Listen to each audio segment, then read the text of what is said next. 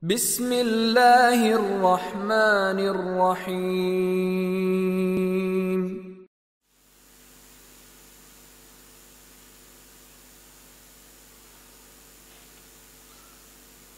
Di beberapa masjid mengadakan bekam supaya tidak diharamkan.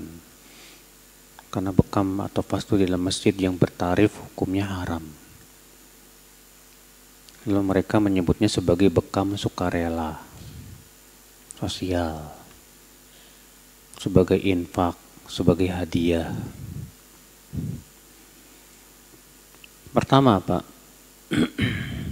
bekam itu berhubungan dengan darah. Dan mayoritas ulama jumhur mengatakan bahwa darah itu najis. Jadi yang lebih baik bekam itu jangan di masjid, Pak. Karena dikhawatirkan akan mengotori masjid. Dan mengotori masjid itu hukumnya haram, tidak boleh. Iya. Jadi yang lebih baik ya ada tempat khusus untuk di situ. Ya, kalau memang mau dibuka bekam misalnya, yang sifatnya gratisan. Adapun yang sifatnya bayar, maka tidak boleh di masjid.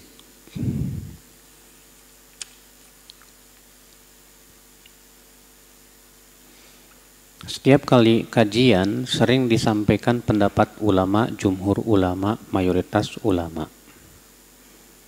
Maksud pendapat ulama itu apakah hanya ulama-ulama klasik, salafus soleh, atau termasuk ustadz dan dai saat ini, Ustadz? Semua yang sifatnya atau mereka yang telah sampai kepada derajat ulama, Pak, boleh kita bawakan pendapatnya, tapi bukan untuk berdalil dengannya. Karena dalil itu adalah Al-Quran, hadis, ijma, atau qiyas bila tidak ada tiga yang tadi. Makanya pendapat ulama bukan dalil. Pendapat ulama itu kata para ulama hanya sebagai istiqnas, untuk menguatkan saja. Patokan kita adalah dalilnya. Yang salah itu adalah, Pak, ketika membawakan pendapat ulama untuk menolak dalil. Nah, ini yang salah, Pak. Ya. Kenapa? Karena sudah kita sebutkan tadi, pendapat ulama boleh kita jadikan sandaran kalau jelas sesuai dengan Al-Quran, hadis, Nabi. Demikian pula apalagi ada ijma para ulama. Ini yang kedua, Pak. Kita membawakan pendapat para ulama apalagi kalau itu dalam masalah-masalah yang sifatnya membutuhkan ijtihad.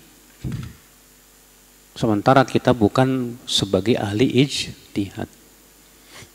Maka orang yang bukan ahli ijtihad lebih baik dia taklid atau mengikuti pendapat siapa?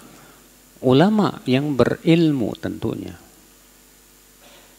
Walaupun demikian, orang yang belum sampai kepada derajat ijtihad itu pun, Pak, bertingkat-tingkat. Ada orang yang diberikan oleh Allah kemampuan untuk menilai ya pendapat-pendapat itu dengan dalilnya. Di mana dia sudah belajar ilmu ushul fikih, dia belajar ilmu hadis, dia belajar kaidah-kaidah dalam tata cara mentarjih dan melihat mana yang paling kuat dari pendapat para ulama. Maka yang seperti ini enggak masalah. Dia kemudian mentarjih. Tapi tidak boleh membuat pendapat sendiri.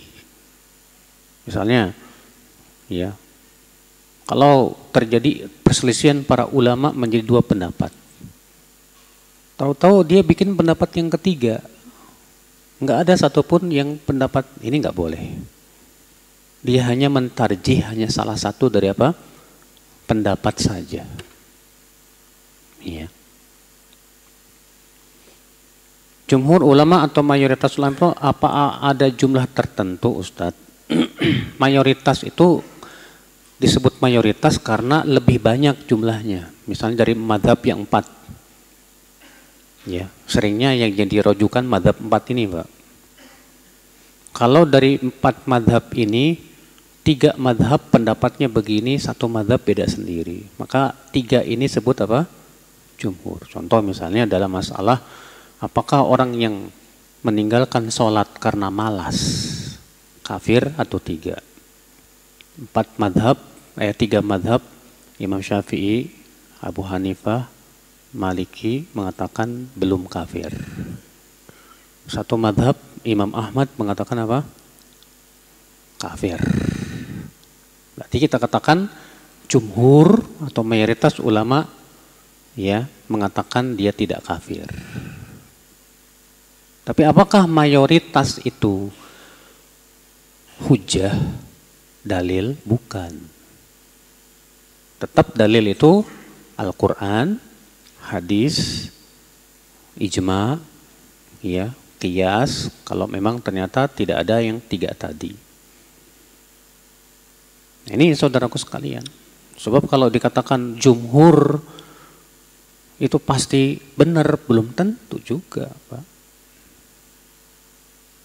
Dalam madhab Syafi'i saja, madhab Syafi'i seringkali madhab Syafi'i juga bersendirian, di mana menyelisihi pendapat jumhur.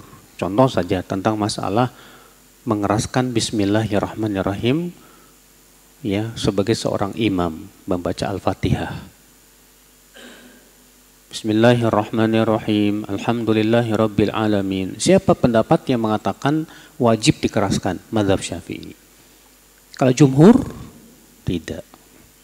Mayoritas mengatakan sunnahnya sir. Tidak dikeraskan bacaan Bismillahirrahmanirrahimnya. Iya. Nah, mengenal perselisihan ulama ini, Pak, penting. Kenapa? Supaya pertama, Pak, supaya kita tidak menjadi orang yang menganggap seakan kebenaran itu terbatas pada satu madhab. Sebab kalau kita cuma taunya madhab Syafi'i aja, seringkali, Pak, terjadi apa yang terjadi, Pak? Menganggap pokoknya nggak sesuai dengan ini batil aja. Pokoknya wah harus ngikut aja. Ya, akhirnya apa yang terjadi, Pak? Akhirnya yang madhab yang lain dianggap gak benar gitu loh, Pak. Dan itu terjadi, Pak. Contoh masalah kunut subuh. Kunut subuh yang mengatakan sunnah madhab siapa?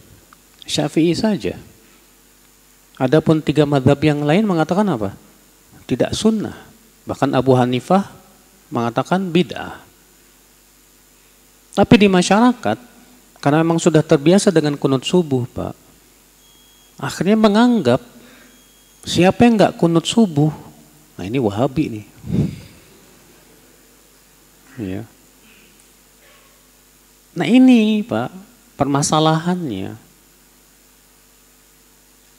Makanya di sini penting, ya, para asatidzah. Saya sendiri kalau kajian sering membawakan ikhtilaf para ulama, pendapat jumhur begini, pendapat ini. Kenapa tujuan saya membawakan itu? Untuk memberikan pelajaran. Ini masih dalam koridor perselisihan ulama loh, Mas. Iya.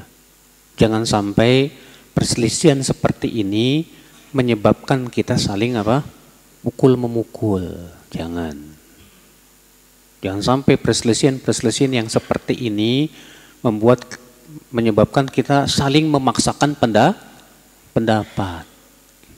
Nah, ini yang salah. Kalau itu sudah ijma ulama seluruhnya, na'am. Siapa yang menyelisihinya, dia telah salah. Tapi kalau itu masalah ikhtilaf ijtihadiyah yang tidak ada nasnya, maka tak bisa kita saling memaksakan pendapat. Ente harus ikut pendapat aneh. Tidak bisa, Pak. Karena para ulama berselisih pun bukan berdasarkan pendapat saja, mereka pun juga punya dalil dan hujah, argumentasi dari Al-Quran dan hadis. Namun terjadi perselisihan bagaimana tata cara dalam memahami dalil tersebut. Ya. Ini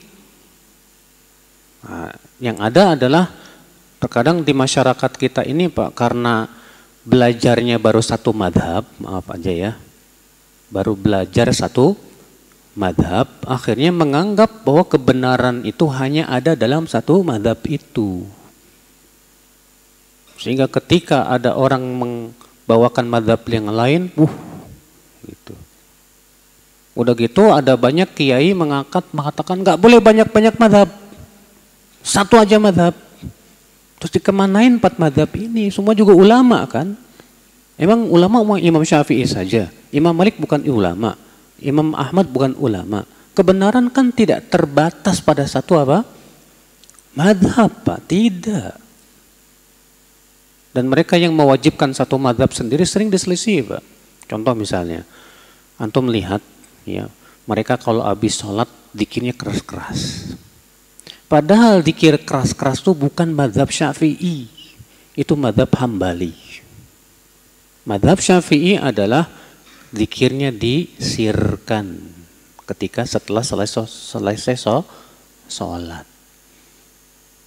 Makanya antum lihat, kalau antum tegur Pak Kiai, yang saya tahu dalam madhab Syafi'i, zikir keras itu bukan madhab Syafi'i. Selalu mereka berusaha, Imam Ahmad mengatakan sunnah kok. Loh, katanya nggak boleh banyak-banyak madhab. Contoh lagi Pak, musik. Seluruh, bahkan 4 madhab sepakat. 4 madhab sepakat seluruhnya, musik itu haram Pak. Tapi aneh, untuk musik nggak ikut madhab Syafi'i sendiri dulu. Madhabnya Ibnu Hazm. Padahal mereka mencela habis-habisan Ibnu Hazm, katanya zahiri. Ibnu Hazm zahiri. Nah sekarang gimana Mas? Situ kan mengatakan kita harus mengikut madhab Syafi'i yang banyak-banyak madhab. Madhab Syafi'i mengatakan musik haram, gimana? Oh nggak bisa, saya ikut Ibnu Hazm dulu. Wah ini gimana sih cara beragamanya Mas? Iya, bahkan ada yang sampai saya di mana lihat itu yang mengharamkan musik itu bibit teroris itu. La ilaha illallah. Jadi madhab yang 4 bibit teroris semua ini. Masya Allah ya Rabbi. Ini akad Islam ya.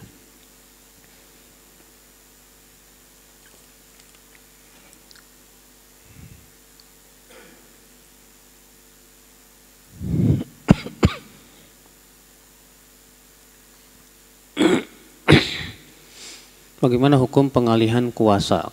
Banyak kasus pencurian hasil kebun di desa ABCD. Jika kebun Pak X dicuri oleh si Z, tapi si X mengalihkan kuasa ke si Y untuk melaporkan si pencuri Z ke polisi. Si Y apakah terkena hukum sumpah palsu, Ustaz? Artinya kenapa si Z tidak melaporkan langsung? Dia hanya menyuruh, kamu pergi sana, laporkan. Boleh-boleh saja sebetulnya dalam syariat Islam. Kalau memang jelas buktinya ada, bukan sebatas menuduh. Karena dalam Islam, orang yang menuduh orang lain itu harus bawa apa? Bukti. Baik bukti itu sifatnya saksi 2 orang, ataupun bukti-bukti yang sifatnya memang otentik gitu Pak. Kalau sebatas menuduh nggak diterima dalam Islam Pak. Apabila pernah merasa yang paling faqih atau yang paling alim, lalu gimana cara taubatnya? Segera istighfar, minta ampun kepada Allah. Iya, kenapa? Karena itu sudah kita sebutkan termasuk dosa besar Pak. Mohon ampun kepada Allah. Kemudian ya, kita lihat bagaimana ilmunya para ulama sangat luas. Orang yang belum pernah belajar dan baca kitab para ulama Pak, biasanya merasa dirinya hebat Pak. Tapi orang yang baca kitab para ulama, bagaimana keilmuan mereka luar biasa, akan terasa kita itu kecil gitu Pak. Iya. Demikian, wabillahi taufik, subhanakallah bihamdik, asyhadu an la ilaha illa anta, astaghfiruka wa atubu ilaik. Assalamualaikum warahmatullahi wabarakatuh.